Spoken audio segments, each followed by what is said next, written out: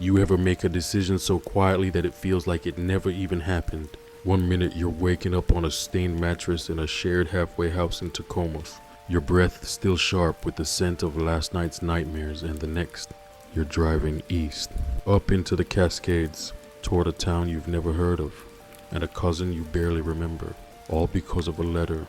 No return address, just my name, Logan Mills, in crooked handwriting on the envelope. Inside, a short note. You want out. I left the key under the sundial at the lodge.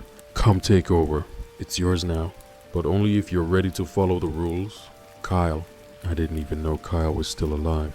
He'd vanished years ago after some bad business with pills and a logging crew that went under. Everyone thought he was either dead or buried under fake names in Alaska. But here was his note in my hand, offering me a job, a clean start. I had nothing to lose, which is the most dangerous kind of freedom. So I packed what little I had: a jacket, 2 shirts, my journal, a photo of my mother I could never look at for more than 5 seconds, and started driving. The road to Cragview isn't on any map. That's not a metaphor. Google Maps blinked out about an hour after I passed a town called Twin Rock. The air got colder, the pine trees stretched taller. Radio silence. I drove past signs that were rusted beyond recognition, and one wooden post where someone had carved into the surface, "Turn back before the path is chosen for you." I should have turned back. But if you've ever been an addict, you know how temptation doesn't always shout, it whispers. And this felt like that same whisper. Come on, just a little farther. The road narrowed until it was no more than gravel and cracked pavement, winding like a noose around the throat of the mountain. And then, like someone flipping a switch, Cragview. No welcome sign, just a sudden clearing. A gas station with a closed sign stuck permanently in the window. A general store.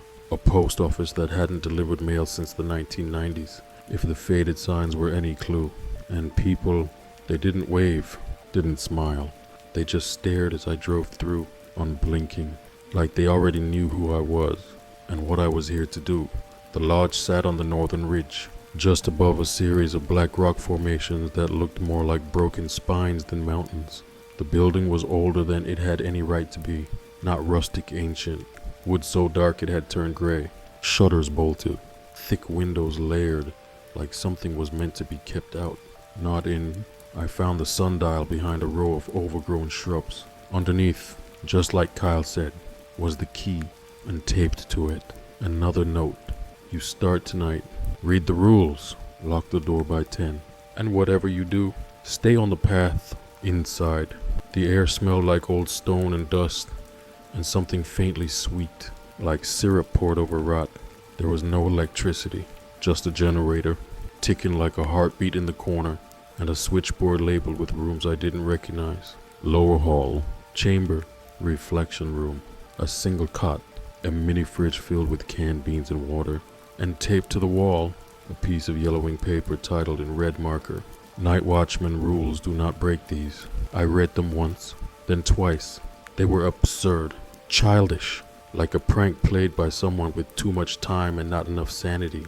1. Stay inside after 10 p.m. unless you're on patrol. 2. The gravel path is safe. The woods are not. 3. Lock the west-facing window. 4. If you hear someone call your name, ignore it. 5. Don't open the basement door, even if it knocks. The final line was scrawled in Kyle's familiar, frantic hand. You're not watching the lodge, you're keeping it contained.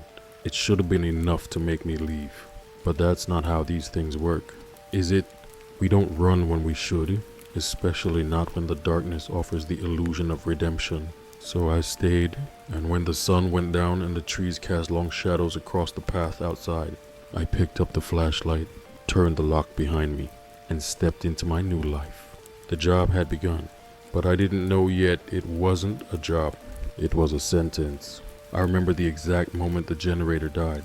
Not sputtered, not flickered, died. 1 second the low hum was there, steady like breath in a sleeping animal, and the next, just silence. Silence so pure it sounded wrong. I hadn't touched anything. I was sitting at the old desk near the lodge entrance, flipping through Kyle's journal, trying to make sense of pages that read more like cryptic poetry than logs. Most entries ended with the same sentence. It's learning me. What the hell does that even mean?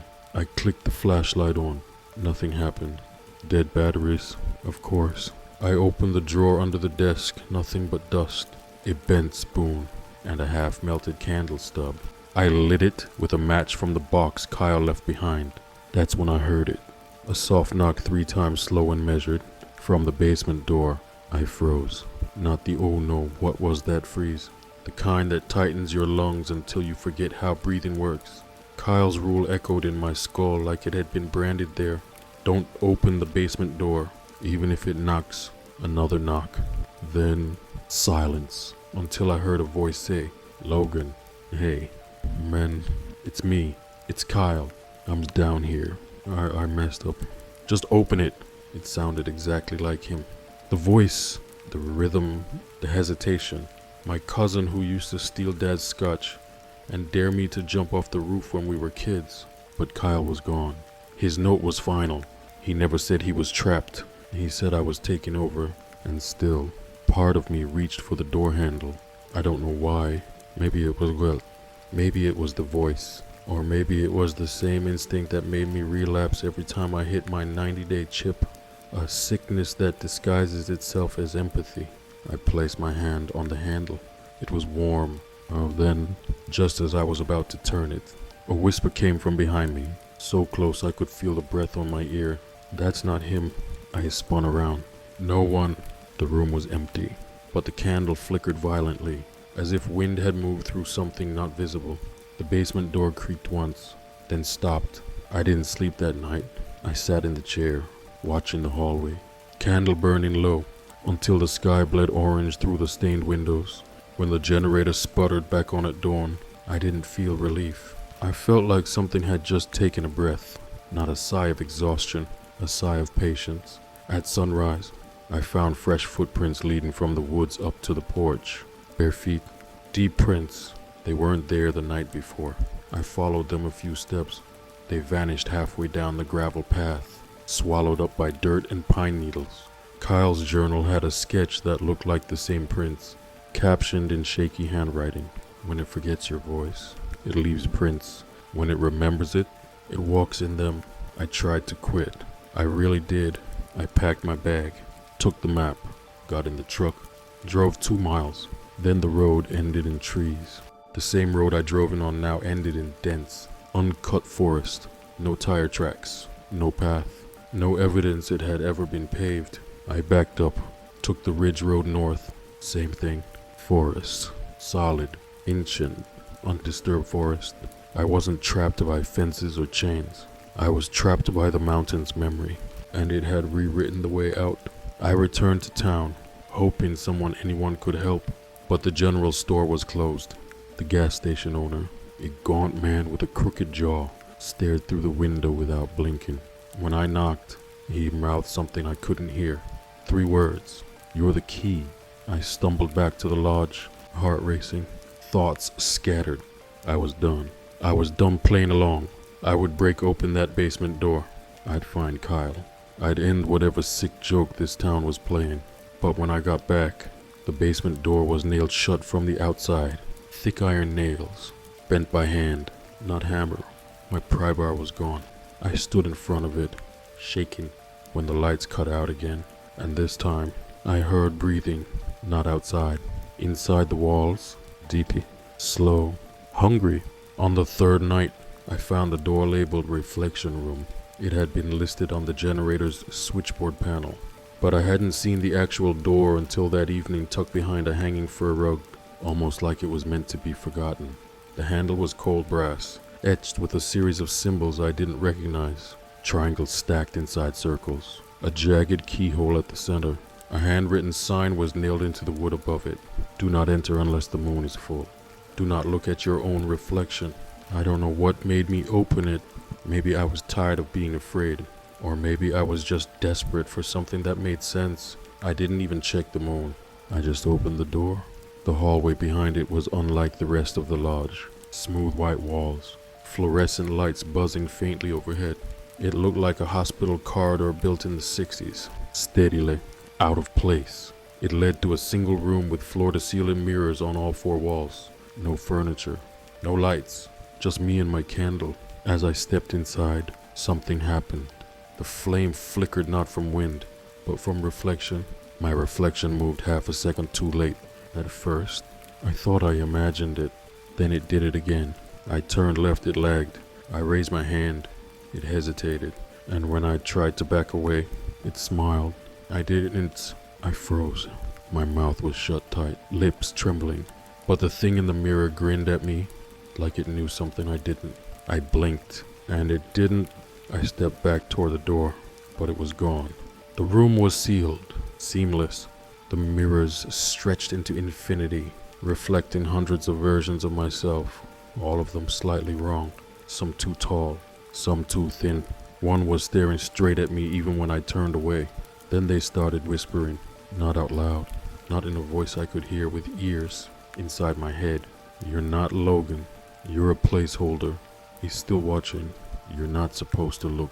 We are what's left behind when the lodge feeds. I started banging on the glass, screaming, let me out. And then they all stopped moving at once. Hundreds of my faces, perfectly still, mouths closed, except one. The version of me directly in front whispered, Kyle opened the basement too. Then the mirror cracked.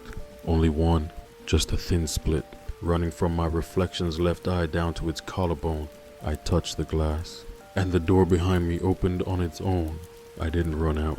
I backed away slowly, like the room was still deciding whether to let me go. As soon as I stepped over the threshold, the door slammed shut. A gust of air swept past me, and I heard the mirror crack again from inside. I didn't check it. I didn't look back. Instead, I turned off the hallway lights and nailed the rug back over the entrance. I tried to sleep in the lounge. I failed. Every time I closed my eyes, I saw 100 versions of myself staring at me from behind the glass, each one waiting for me to slip. In the morning, I found something new on my pillow. A key, tied with twine. No note, no label. Just a key shaped like the one from Kyle's letter. Except this one had 3 teeth instead of 4. I didn't know what door it opened, but deep down, something told me it was for the basement. Later that day, I walked down to the town again. Needed to feel something normal, hear a car, smell food, anything, but Cragview wasn't interested in playing normal anymore. The general store had burned down overnight. Not a fire engine in sight, no smoke damage on nearby buildings, just ashes, like the place had been surgically erased. The post office door was open. Inside, nothing but thousands of identical envelopes stacked wall to wall, each one addressed in the same handwriting. To Harbut Logan Mills, to the Watchman, and not a single one had a stamp. As I left, a girl no older than 10 stood by the pump at the gas station. Pale blonde, no shoes, eyes like melted amber. She pointed at my chest and said one sentence, "You're in its mouth now." Then she turned and vanished behind the station. When I got back to the lodge, the mirrors in the hallway outside the reflection room were fogged from the inside. I didn't clean them. I just stared at my blurry face and whispered to it, "I don't think I'm supposed to survive this." And for a split second, it nodded back. The wind came down from the mountains that night. Not a breeze, not a howl, a pressure. The kind of wind that presses its weight on the windows like it's testing their strength, like it's trying to remember what it means to be inside. The generator was running. The lights held, but the air had shifted. I knew something had changed when the firewood began to rot while burning. The flames hissed, fighting for life, coughing black smoke even though the logs were dry just hours before. And then I heard it again. My name, Logan. Soft, from the tree line. "Logan, please help me." It was a woman's voice this time. Not Kyle, not something familiar. A stranger, but filled with enough fear and warmth to crack the armor around my brain. I stepped outside, forgetting the rule. Rule 4. Don't answer voices after midnight. The air outside tasted like wet copper. I didn't realize I'd bitten my tongue until I tasted blood, but I hadn't. The blood wasn't mine. I had stopped at the edge of the gravel path. Beyond it, the forest churned. Trees creaked in directions that didn't match the wind. Something moved with no footsteps. No sound but breath. The voice called again. "I'm lost. Please, I can't find the path." It was closer. I took one step forward. Then I saw it. A woman was standing just inside the tree line, maybe 20 feet away. White nightgown, barefoot, face obscured by tangled black hair. Her arms hung limp like they were too heavy for her body. She swayed gently like a curtain caught in a dead wind. And then she opened her mouth. But the sound that came out was my own voice. Logan, you said you would protect me. Don't you remember? I didn't, but my legs moved forward anyway. 2 steps, 3, then I heard something crunch behind me back toward the lodge. I turned, and there was a second version of her, now standing on the roof. Same dress, same limp arms, but this one had no face. Just stretched skin over where eyes and a mouth should be, like a doll halfway through being made. And then both versions spoke in perfect unison. You're already off the path. I ran, not back to the door. I don't know where. My flashlight flickered and died after the second step. My boots hit dirt, then rock, then mud. The forest changed beneath me. Trees shifting like curtains drawn across a stage. Every direction looked like the last. And all around me, wind that whispered. He fed us your name. He gave us your shape. You left the light on too long. Now you're one of us. I stumbled forward, fell into a thicket. Hands bleeding from sharp roots. My knee twisted on a stone. I cried out and something cried back in the exact same tone. Mocking. I blacked out for a while. Minutes or hours, I don't know. When I woke, I was lying in the center of the gravel path, right in front of the lodge. The front door was wide open. Inside, the rule sheet had been torn from the wall. In its place was a new note. You've broken the 4th. The wind will remember. You have 3 left. I didn't sleep. Instead, I listened to the wind circle the building for hours. It tapped the windows like fingertips. It howled my name in the voices I used to love. Sometimes I heard my mother calling from the reflection room. Sometimes I heard my first sponsor from rehab, whispering relapse advice like it was gospel. But I didn't move. Not until morning. At dawn, something had changed again. Every photo in the lodge was now missing its faces. Family pictures, paintings, even the faded drawing Kyle had made of the mountains when he was 10, faces scrubbed out, replaced by smudged ash. And on the mirror near the bathroom, someone had written, "You look more like him every day." That night, I opened Kyle's journal again. I don't know why. Maybe I needed to see what happened when he broke a rule. But instead of words, the page had changed. It now simply read, "The ones who imitate the wind can't enter the lodge. But if you let them speak in your voice, they get stronger. They only need 5 truths to make a perfect copy. You've already given them 2. I tried to think. What had I told them? My name, my guilt. If they were right, all they needed was 3 more. Add 2 to Sechat M. I woke to a knock at the window. I didn't look. I just sat on the floor, writing this, listening to the wind scream softly, over and over. 3 more truths, and we'll be you. On the 5th night, I saw a light in the woods, a single, pulsing glow amber, and slow moving through the trees about 50 yards off the gravel path. It didn't flicker like fire, or beam like a flashlight. It moved like it was breathing. I watched it from the 2nd floor window of the lodge, curled in an old armchair with my back pressed against the wall. I hadn't turned on any lights inside, not after what happened with the mirrors. Kyle's journal had a note about lights. When you see the hollow lantern, do not follow it. He doesn't need to speak. He just needs you to see him. I wanted to believe that meant the light was harmless as long as I stayed put, but I was wrong. At 2, the lantern moved on to the gravel path, and the wind died. No branches swaying, no leaves brushing.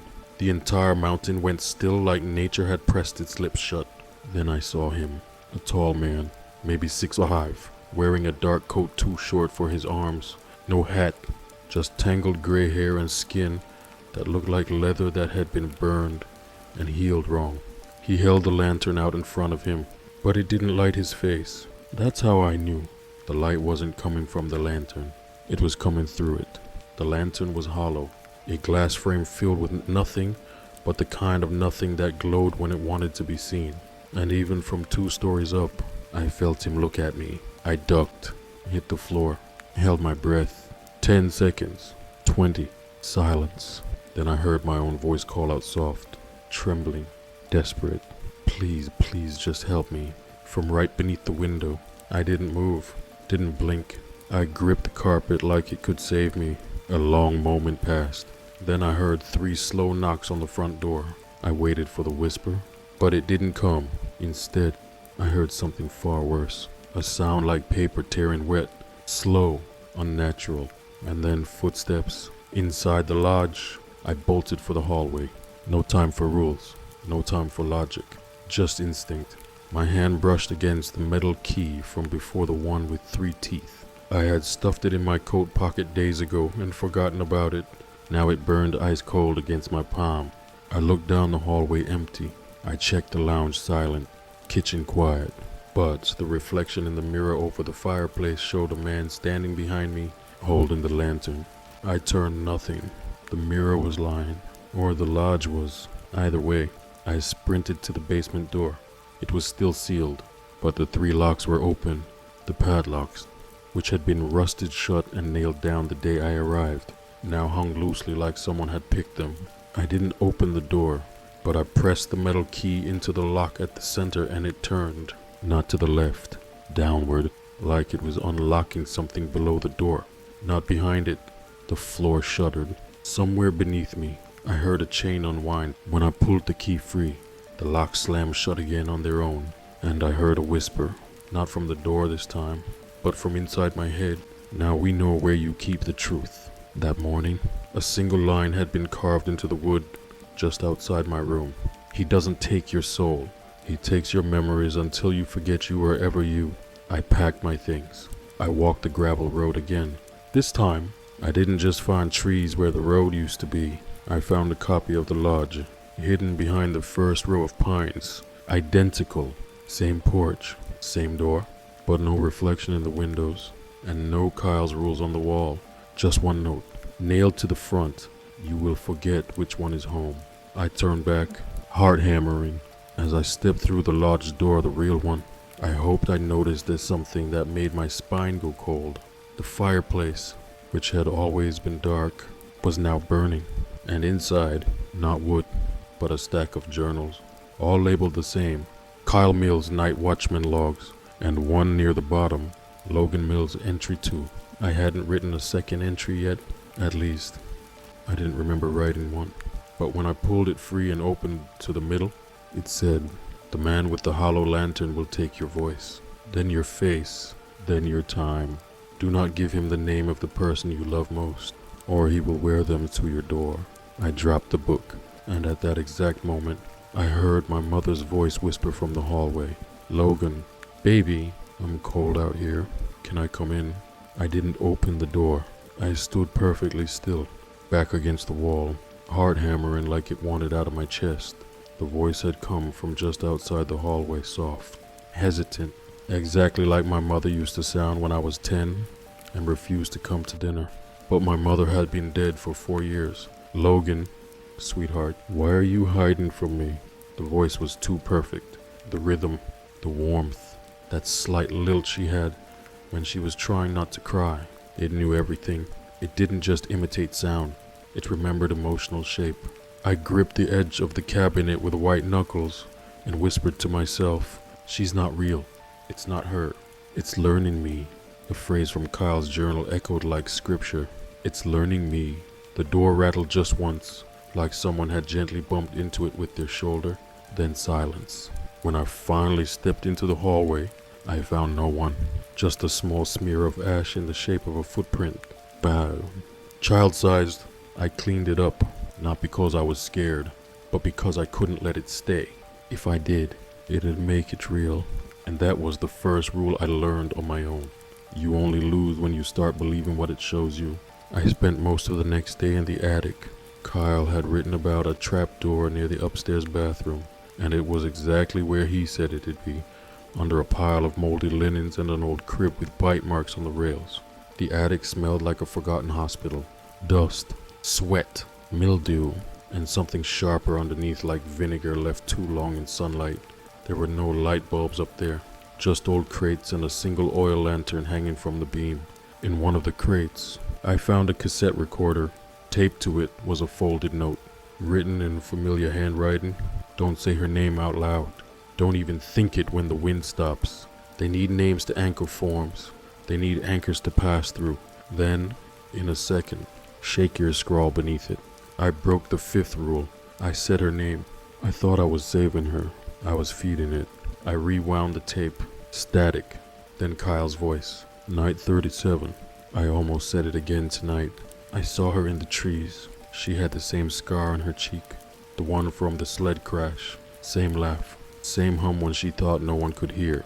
I knew it wasn't her. But knowing isn't enough. That's the trick. That's how it gets you. You don't lose because you believe it.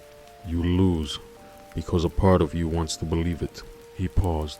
Logan, if you find this, don't make the same mistake. No matter what it looks like, no matter how badly you want it back, don't give it a name. That night, the wind stopped. Dead air, not a single gust. The trees stood still, like they were holding their breath.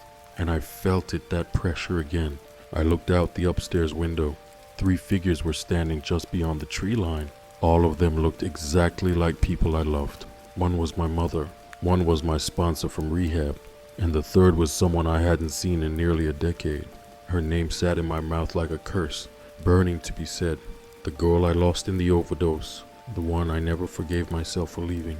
She looked up at the window and smiled. Then she mouthed it, her own name. I turned away, slammed the window shut, grabbed the cassette recorder and played Kyle's message again on loop just to drown it out. That's when I heard the closet creak open behind me. I turned slowly. There she was again, inside the lodge, her head tilted sideways, eyes wide like glass beads pulled too tight against her skull. Her lips parted, and my voice came out. You already gave me enough. Logan, I'm almost done. I slammed the closet shut and nailed it from the outside. Then I found the last can of gas Kyle had left. I poured a circle around the door. I didn't light it, but I wanted to know I could. That seemed to make her leave. Or maybe the show was over. Maybe she got what she needed.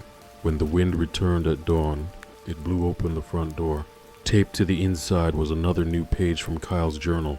Once you give it 5 truths, it will make a perfect version of you. If you speak the name of your lost, it will live in them. And if they step inside, there is no way to know if you are still you. I didn't speak for the rest of the day. Not a word. I just wrote this entry and repeated 3 words in my head like a shield. It's not real. It's not her. Don't say the name. On the 7th night, the wind didn't howl, it sang. A low, melodic hum drifted through the pines around one. Dulcia, like a choir of hollow voices, all slightly out of sync.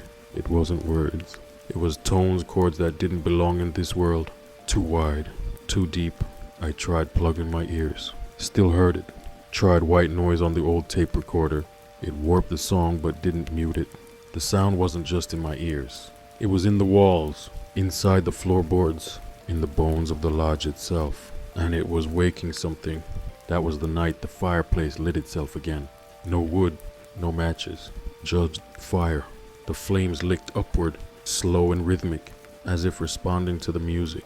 And from inside the fire, something began to emerge. Not physically, not yet, just an image. Faces shifting through the flames. Dozens of them, all familiar, all mine. I backed away, candle shaking in one hand, Kyle's journal in the other. The last few pages had turned black. The ink bubbled and warped by heat even though the fire was 10 feet away. One line still remained visible, burned deep into the parchment like a warning. When the fire sings, it is trying to remember its first offering. Do not become its memory. I should have run, but where? The forest loops. The town vanishes. The second lodge still waits in the trees, watching. So I did what I always do when I don't know what else to do. I wrote. Writing makes it real, but it also makes it mine. Until something moved in the chimney. I don't mean above it, I mean inside the bricks. Behind them, like something was crawling downward, not animal, not person. Just shape, a thump, then another. Then a long, slow scraping sound.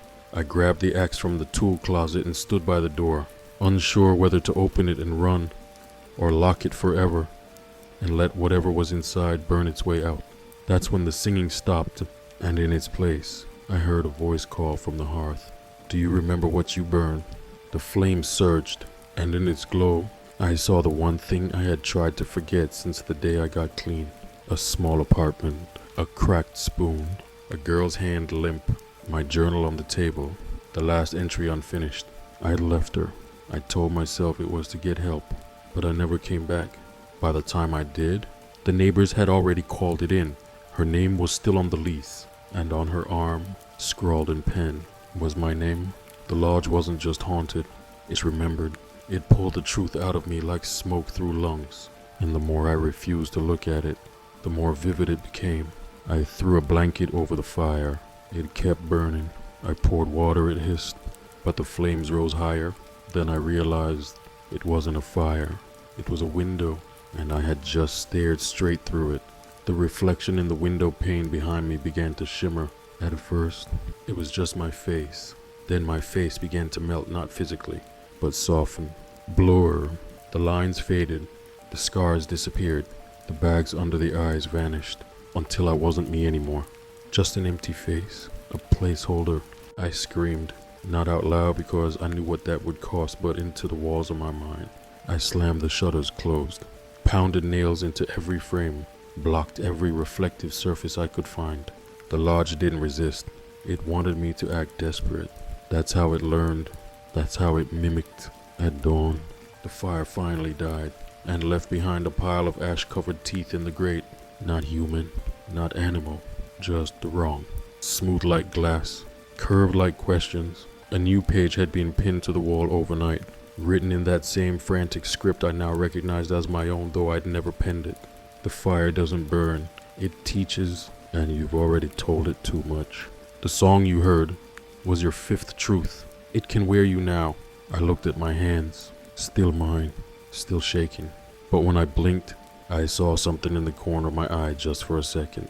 Myself, standing in the hallway, watching, smiling, waiting for me to forget which one I was. The 8th night began before the sun went down, around 5:30 p.m. The lights in the lodge flickered not out of power, but like something breathed too close to the wires. The walls groaned, slow and deep, the way a ship creaks when something huge shifts below deck. Then came the smell, like damp soil mixed with something spoiled meat left too long in the dark. It wafted from the floorboards beneath the lounge, the old wooden planks that had always been warped and slightly soft underfoot. But now, they felt like skin. I walked the perimeter, flashlight trembling in my grip. Every step brought more groans, more heat, and more of that smell until I found the loose board. Right beneath the bare rug, it wasn't just loose, it was breathing. I could see it rise and fall, slow and steady. I thought it was my imagination until I pressed my palm to the wood and felt something pulse beneath. I peeled back the rug and found not one loose board, but a series of them circular, like a hatch made by someone who didn't want it found. At the center, etched into the wood, was a phrase scorched black into the grain. What you bury feeds, what you forget frees, what you remember wakes. I didn't open it, not right then, but I sat beside it for hours, watching it throb, listening. At 1:20 I heard the knock, not at the front door. Below me, 3 knocks sharp, uneven, wet, then a long scrape, like fingernails dragged across bone. I whispered to myself, just like Kyle had written in his journal, don't open the floor, don't speak to what remembers. But something answered anyway, a voice from the floorboards, low and distant, like it came from a throat full of earth. Logan, do you want to forget? I backed away. The flashlight flickered, then died. The lodge grew darker than should have been possible. No moonlight, no starlight, just thick, syrupy dark, like I'd sunk into a cave with no walls. Then something pressed up from beneath the floorboards, and I swear I saw fingers gray, jointless, thin as wire slide between the cracks. I ran for the attic, upstairs. The wind was waiting. It hissed through the broken shutters like a voice underwater. The attic door slammed shut behind me on its own. I tried to open it, but it had no handle from the inside. I was locked in, and that's when the floorboards began to splinter from beneath me. I backed into a corner, lantern light swinging, shadows darting across boxes and beams. Then I saw an old trunk I hadn't noticed before, buried under a mildew-stained blanket. Inside were dozens of Polaroids. Everyone showed the lodge. Same windows, same porch, same hallways. But in each photo, a different person stood in the window. Men, women, some in uniforms like mine, others in robes, parkas, even nothing at all. One photo had Kyle, one had me, taken from outside, taken tonight, and beneath it, scrawled in smeared marker, "He remembers you now." The boards cracked again, then split open, not from rot, from something rising. A shape began to emerge ahead, hairless, pale, slick with soil, eyes closed, mouth stitched shut, and as it rose, I felt something in my chest tighten like a string being pulled from deep inside me. Not fear, recognition. I knew that face. I'd seen it years ago in rehab. A kid named Eli. We shared a bunk for a month before he relapsed and vanished. He died 3 weeks later from fentanyl poisoning. But here he was half buried, eyeless, crawling into the attic with my name carved into his chest. The thing opened its mouth. The stitches tore open. No blood, just soil. Then it spoke in his voice. "You left me, Logan. I remember. And now you will too." I threw the lantern. The attic lit up instantly. Dry wood, dust, time. All of it erupted. Fire danced across the beams, howling like it had lungs. The thing didn't scream. It smiled and sank back into the hole. I kicked open the attic door and crawled down, choking on smoke, half blind. By the time I reached the lounge, the floor had sealed again. No hole, no smell, just ash footprints leading back to the basement door. At dawn, I found another entry in Kyle's journal that hadn't been there before, but it wasn't in his handwriting. It was mine. The lodge feeds on memory. It waits for what you bury to grow roots. It will not kill you. It will turn you into one of them. I opened the floor. I remember everything now, and I don't know if I was ever real to begin with. I'm not sure if I wrote that in my sleep, or if someone wrote it through me. All I know is I dreamed of being buried alive last night, and I woke up with soil under my nails. At sunrise, I left the lodge. No bag, no food, just Kyle's journal, a rusted flashlight, and a metal key with 3 teeth. I didn't tell myself why. Didn't it need to? Some truths don't come as thoughts. They come as momentum. And I was moving toward the trees. Toward it. The second lodge had always been there, lurking at the edge of my vision, behind the 3rd pine line. I'd seen it once before but turned away. Told myself it was a mirage, a trick of trauma. But not today. Today, I needed answers. Or maybe I needed to be told I was already lost. It stood just like the original, same shape, same side. But there were no windows, just blackened boards and jagged holes where glass used to be.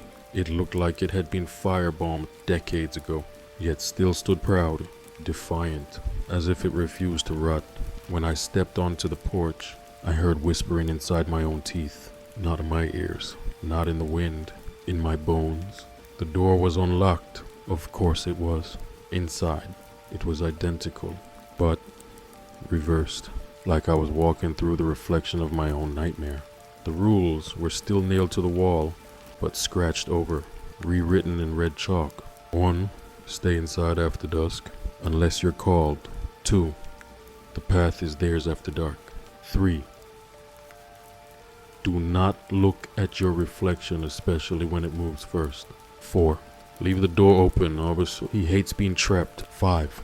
If you see yourself, run. 6. If you hear her name, cover your ears. 7. If the lodge tries to burn itself, let it. 8. Never open the floor. 9. Never open the mouth. 10. Never, ever speak the truth you've buried. That last one was underlined. The rest were smeared by fingers that had bled a long time ago. In the lounge of the second lodge, I found photographs scattered across the floor. Dozens of them, each one featuring a different night watchman. Same uniform, same flashlight, different faces. Some terrified, some grinning. One looked just like me, but younger, cleaner. Behind him, standing at the window, was me now. I stumbled into the hallway. The basement door was already open. No locks, no warnings, just darkness that looked thicker than it should be. a shadow that didn't shift when my flashlight moved across it. From below, I heard weeping, not loud, but genuine. I descended, step by step. The wood turned cold beneath my feet, then soft, then grainy, then something else, like walking on dry sponge. When I reached the bottom, I found a single candle burning in the center of the floor. Around it, 4 chairs. 3 were empty, 1 was occupied by Kyle. His skin was stretched tight over his face, like it had grown too small for his skull. His eyes were sunken, but aware. He looked up slowly, smiled without teeth, told you not to come. He said, his voice sounded like it had passed through smoke. "What is this place?" I asked. "It's the original," he whispered. "The first memory, before the lodge, before the path. This is where it starts." "Where what starts?" He blinked slowly. "The forgetting?" He gestured to the 4th chair. "If you sit, you become the new lock. The mouth stays closed." For a while, I didn't move. "And if I don't?" Kyle chuckled. It sounded like paper tearing. "Then the mouth opens, and it finds another town, another lodge, another you. So this has happened before. It only happens." I looked at the walls. They weren't wood. They were flesh stitched together with fibers that pulsed gently. Faces stretched across them, pressed from the inside, mouthing silent screams. I recognized 2, my mother and Eli. Kyle stood slowly. "You made it farther than me," he said, "but it always ends the same. Sits or run. Either way, we feed it. Either way, the lodge survives." He placed his journal on the floor. Then he stepped back into the wall, not behind it, into it. The flesh swallowed him without a sound. I didn't sit. I picked up the journal, turned, and ran. The moment I crossed back into the tree line, the second lodge disappeared behind me, just mist and moss and memory. But when I reached the real lodge again, something had changed. All the lights were on, and someone was already sitting in my chair by the fire, wearing my clothes, smiling my smile. They looked up as I opened the door and said, in my voice, "Took you long enough." He didn't move when I entered. The thing in my chair, the version of me, just kept smiling, hands folded in his lap, like we were about to sit down for coffee and catch up. The fire behind him burnt low, steady, not the kind of flame that gave off warmth, but the kind that waited.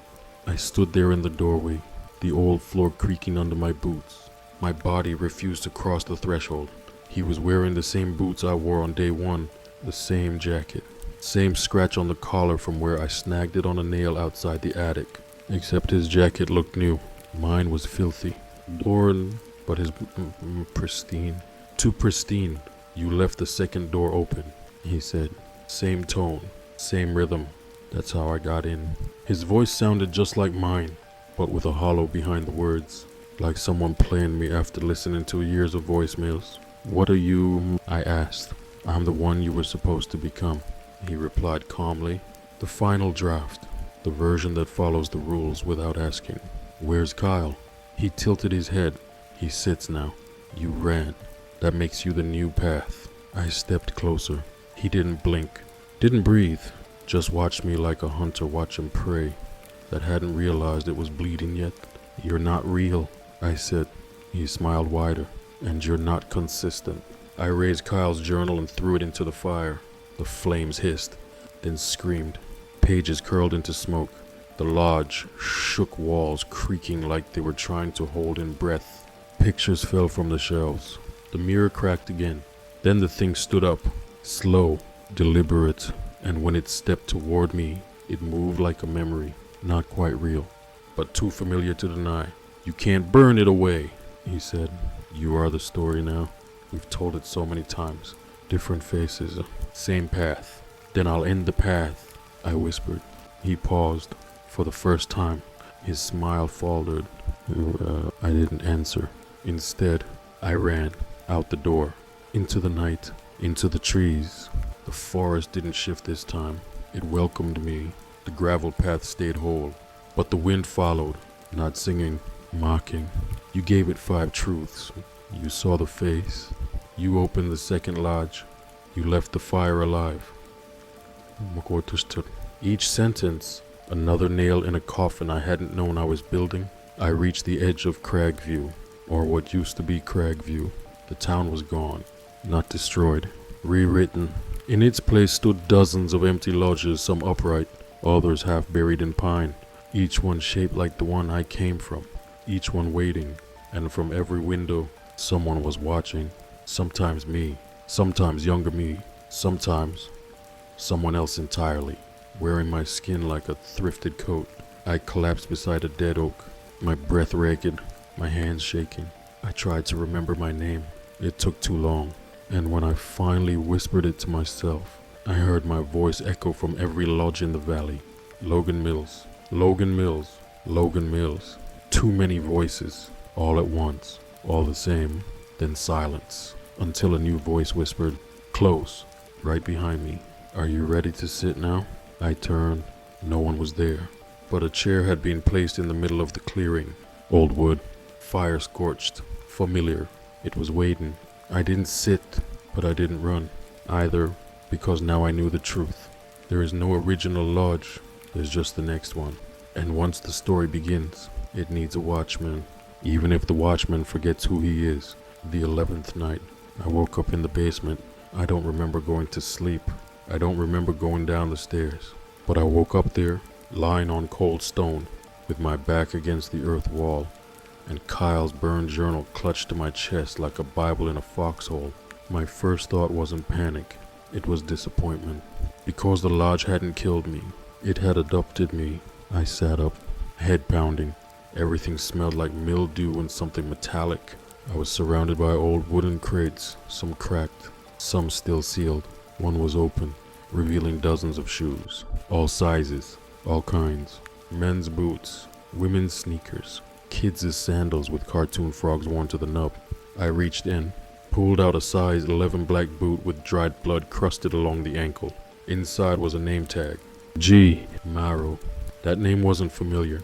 Not until I stood up and saw the names written on the basement walls, all in chalk, all stacked in vertical columns, hundreds of them, some scratched out, others circled, and at the top of one, under a header that read, "Active," was mine. L. Mills.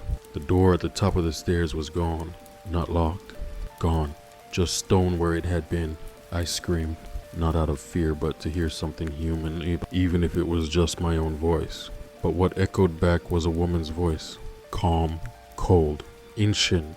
"Logan, the lodge doesn't stay where you leave it. It follows, and now, so do you..." I started banging on the wall. Fists, then knees, then the butt of the flashlight until the bulb shattered and blood ran down my palm. And then, just when I gave up, the floor shifted. A deep groan rolled through the stone like the entire structure was moving, not collapsing, relocating. I scrambled to the far end of the basement and peeled back a rotted rug I hadn't noticed before. Beneath it, a hatch, metal, etched in spiral markings. In the center, the phrase, "Do not open unless you are already forgotten." I opened it. Inside, a ladder, descending into a shaft so dark it felt like staring down into the bottom of a lake at night. I didn't climb down. I dropped a coin, waited. 6 seconds later, a wet splash, and then a sound, something laughing, like me. I climbed anyway, rung by rung, into the dark. I had no choice. Above me, the ceiling had sealed. Around me, the walls began to breathe. And below, well, below was a door, not a hatch. A door with a brass handle shaped like an eye. I opened it and found myself inside a lodge I didn't recognize, but it was still a lodge. Different floor plan, different windows, but the rules were still nailed to the wall. Only now, the handwriting wasn't Kyle's or mine. It was someone else's. And beneath the last line, scrawled in blood, was a name I didn't want to read, but I did. E. Grayson, a Watchman 38. And below that, "Welcome back." On the table sat a mirror, but this one wasn't cracked. It showed me exactly as I was. No distortions, no tricks, until I blinked, and my reflection didn't. Instead, it stepped forward inside the glass, placed its hand on the inside of the mirror, and mouthed, "Your turn." Outside, the trees had changed, not the types, the layout. The mountain range was wrong. The sky was tinged red. The air smelled like cinnamon and rot. I was no longer in Cragview. The lodge had moved. Now I finally understood what Kyle meant when he wrote, "There's no leaving, only relocating the lie." I sat down at the desk, picked up the journal, and began to write. Not to escape, but to warn the next one, whoever they'd be, whoever you are, because when the lodge tires of me, it'll find you. I stayed in the new lodge for 2 nights before I realized the clocks didn't move. Not forward, not at all. They were frozen at 3. Every one of them analog, digital, wind up locked in time like the lodge itself refused to acknowledge the passing of hours. Or maybe it couldn't. Maybe this place didn't exist in time the way I understood it. And maybe neither did I anymore. The mirror stopped showing my face. It showed someone else. A younger man, clean-shaven, bright eyes, wearing the same uniform, sitting at the same desk I now occupied. Every morning, he was a little more familiar, until today. Today, it was me, exactly me, breathing in sync with me. But when I raised my hand, he didn't. I tried to find his name. In the basement, I found the chalk wall again. New names now, different columns. Some scratched out violently, others highlighted, but mine, Logan Mills, had been erased, scrubbed clean, as if I'd never been part of it. I screamed until my throat cracked, until I felt something inside the walls press against the wood, as if to hush me, like a mother pressing her finger to a screaming child's lips. And then I heard the name, not mine, but his, Elliot Grayson, the name on the wall, the name in the mirror, the name the lodge had chosen to replace me. When I went back upstairs, the rules had changed again. This time, only one line remained, burned into the wood above the hearth. A lodge can only remember one name at a time. The implications hit me hard. The lodge didn't just trap people, it rewrote them. When it chose someone new, the last was erased. All their memories, all their voice, their truth, gone. I tested it. I walked outside, found a path through the trees. Saw a small town in the distance, this one different than Cragview. A name on the sign read Hollow Pine, population. I walked into the diner. The waitress smiled, offered me coffee, called me Elliot. I asked if she'd ever heard of Logan Mills. She blinked. Don't think so. Is he a neighbor? I nodded slowly. He was. I returned to the lodge in a daze, opened the journal. The first page now had a new message. Entry 1, Elliot Grayson, replacing L. Mills, confirmed. 3, Licetia. That's why the clocks had stopped. They weren't broken. They were witnesses. That night, I stood in front of the mirror with a knife in hand, cut shallow across my palm. The reflection bled too. Then I asked the question out loud. If you're me now, what am I? The mirror didn't answer, but the blood on the glass spelled something as it dripped down. A single word, echo. I tried to leave. Again, packed the bag, stole a map, walked through the forest for hours. But no matter where I turned, I found myself looping back to the porch. Only now, the number on the mailbox had changed. It read, 13. I don't know how many came before me, but I know I'm not the last. Because today, I saw someone else on the path. Young guy, backpack, same scared eyes I had when I arrived. He looked up at the lodge and smiled, like it was salvation, like he'd been invited. I ran to warn him, but by the time I reached the road, he was gone. No footprints, no trace, just the whispering of the wind, like a hand turning a page. Make room. I returned to the desk, opened the journal, and for the first time, I understood why Kyle kept writing even when he knew he couldn't escape. It wasn't for help, it was for record. Because when the lodge replaces you, only the pages remember. The 13th night, the hallway changed. Subtle at first, an extra floorboard, a wall sconce I'd never noticed before. But by midnight, I could no longer deny it. There was a new door at the end of the hall. Not added, not built, just there. It hadn't existed the night before. The trim didn't match the rest of the lodge. The doorknob was covered in flaking gold leaf, ornate and cold to the touch. On the center of the door was a brass plate with a name etched into it. L. Mills. My name. The one the lodge had already erased. I hesitated. not because I feared what was inside, but because part of me wanted to open it, like muscle memory, like walking into a room that once belonged to you in a dream you half remember from childhood. I opened it. The air was stale, heavy with perfume and decay. The walls were made of mirrors, floor to ceiling, but they didn't reflect the room behind me. They reflected memories. One mirror showed me and my mother on a playground before she got sick. I was 7, running barefoot in the grass. Another showed me in rehab, shaken, crying, begging not to be left alone in the detox wing. A third showed her the girl I lost to the overdose. She looked straight at me through the mirror and whispered my name, even though her mouth didn't move. Logan. Then every mirror cracked at once. Hairline fractures, spidering across the glass until the reflections bled away like watercolors in rain. I turned to leave, but the door had vanished. In its place was a blank wall, pulsing like a slow heartbeat. I pounded on it, but the wall only responded with a knock from the other side. Not mine, someone else, someone trapped behind the glass. The mirrors began to glow dim, orange, rhythmic, like they were breathing. Then, from the center of the room, the floor sank inward. A spiral staircase revealed itself, winding down into nothing. I didn't want to go, but the air pushed me. Literally, it pressured me toward the stairs. I stepped down. 1 level, then 2, then 3. No landings, just descent. And at the bottom, a room that hadn't been built yet. The walls were exposed beams, the floor unfinished concrete.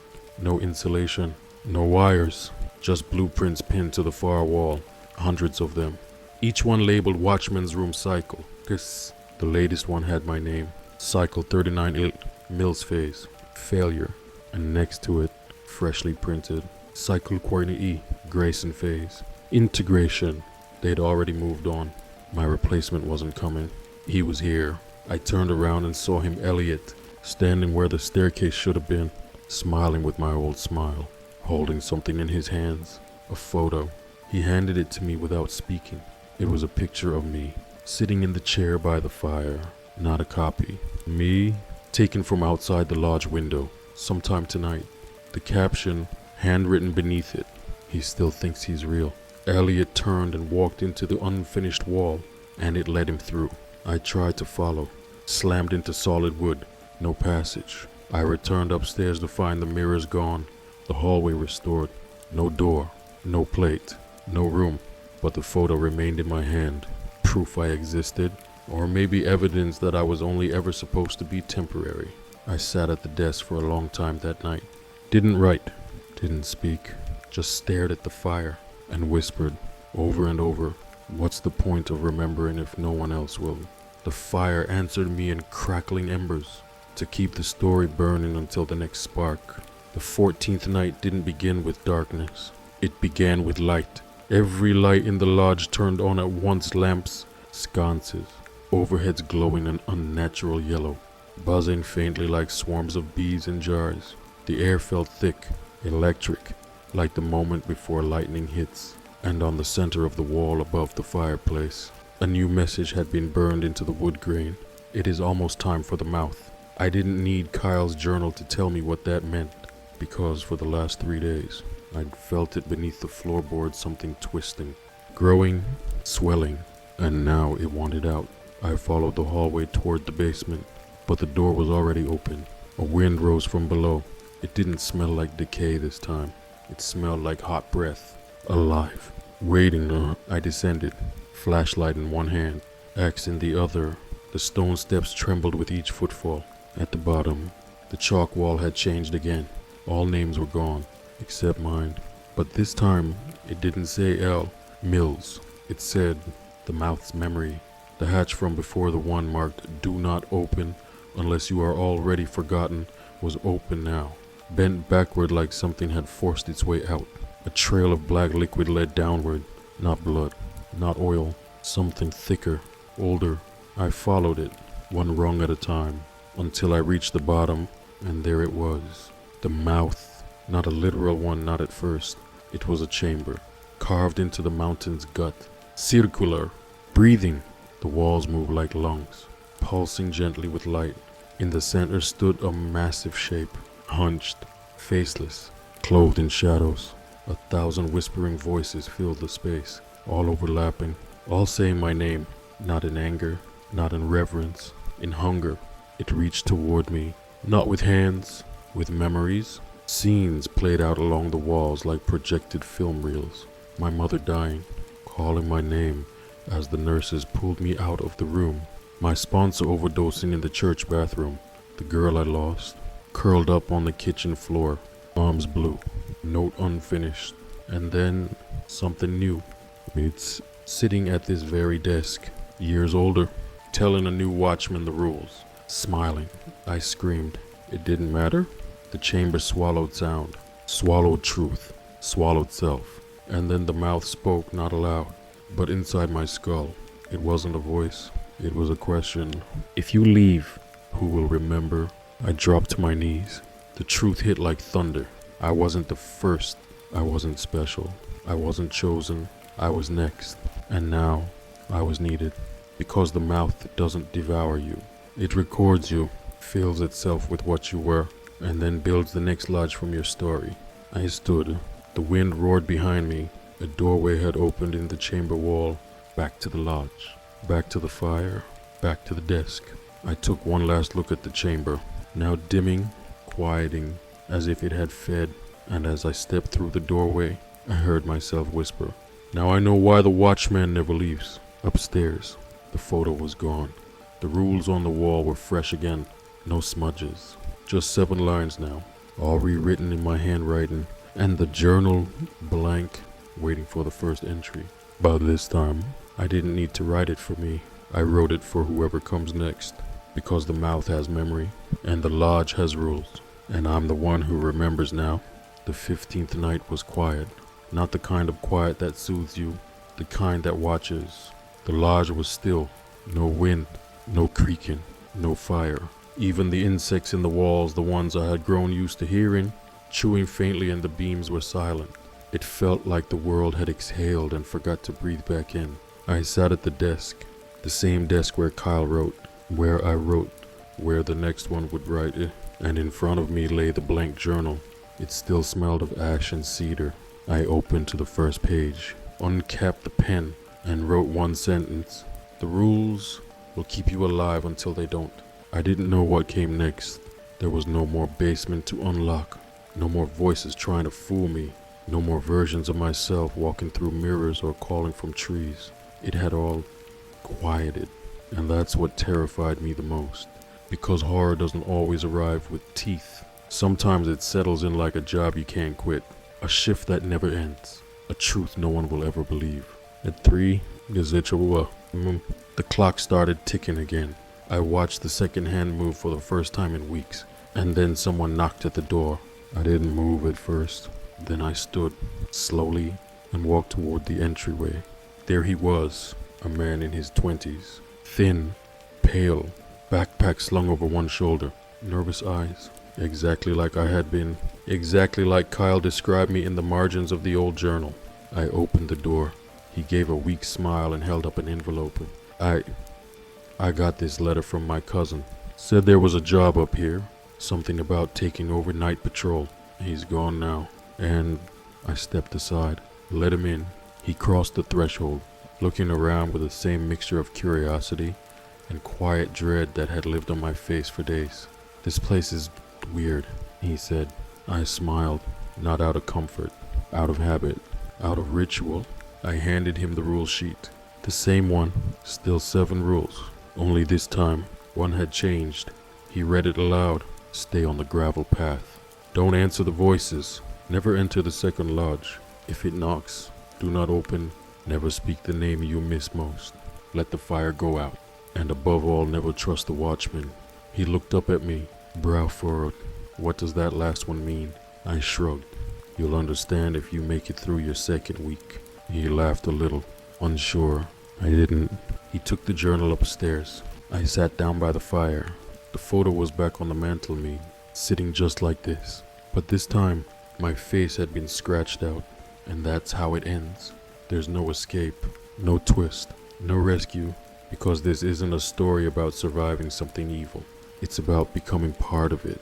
The lodge doesn't punish, it absorbs. The longer you stay, the less you are, until one day, you're the one handing over the rules to someone who still thinks they have a choice. So if you ever get a letter in the mail, no return address, just your name on the front and a lodge key taped inside, burn it. Don't read it. Don't answer it. And whatever you do, don't go looking for the mountain town that's no longer on any map, because once you step onto the path, you don't leave. You change.